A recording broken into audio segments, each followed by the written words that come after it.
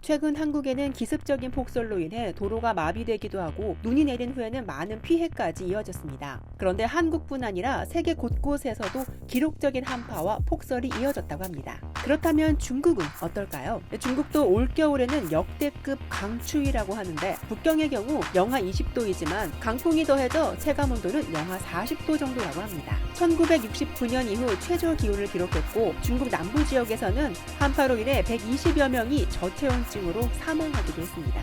북극 한파에 직접적인 영향을 받는 중국 북부 지역은 상황이 특히 심각합니다. 기온이 영하 50도까지 떨어지면서 과연 이곳이 중국인가 하는 의문이 들 정도입니다. 회이롱장성은 중국에서 가장 눈이 많이 내리는 지역으로 눈의 마을이라고 불립니다. 이곳은 1년에 200일 정도 눈이 내리고 2m가 넘는 높이의 눈이 쌓입니다. 이렇게 폭설이 내릴 때면 고속도로는 폐쇄되고 일부 항공편은 무더기로 결항되기도 하죠.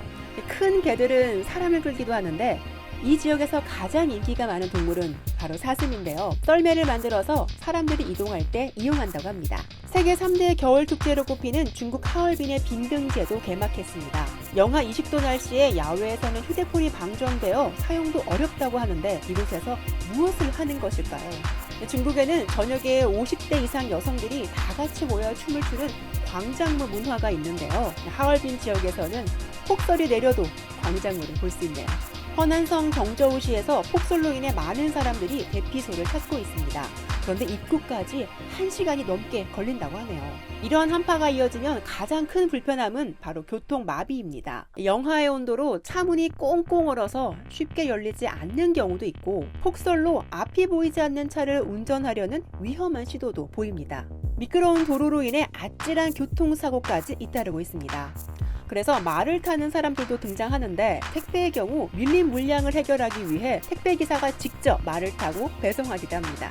후베이성 우한시에서는 폭설의 무게를 견디지 못한 건물이 종이 조각처럼 무너지는 끔찍한 현장도 보입니다. 이 건물은 자동차 전시장으로 인명피해는 없는 것으로 밝혀졌습니다. 그렇다면 이러한 폭설의 원인은 무엇일까요? 원인은 바로 북극발 한기가 동아시아로 내려왔기 때문입니다.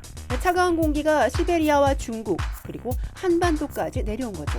폭설은 특히 지구온난화 현상과 연관이 큽니다. 북극의 찬 공기가 안정적으로 머물러 있어야 하는데 북극의 기온이 깨지면서 북극과 중위도 간의 기온차가 작아져 제트기류가 아래로 내려온 것입니다. 제트기류는 북극과 중위도 기온차가 클수록 울타리 역할을 잘 하는데 느슨해진 제트기류가 찬 공기의 남하를 막아주지 못한 거죠. 기상 전문가는 이러한 기상에 다변화는 앞으로 더욱 심해질 것이라고 하며 변화된 날씨에 빠르게 대처하고 적응하는 것이 필요하다고 전했습니다. 이상 오늘의 따로토크였습니다.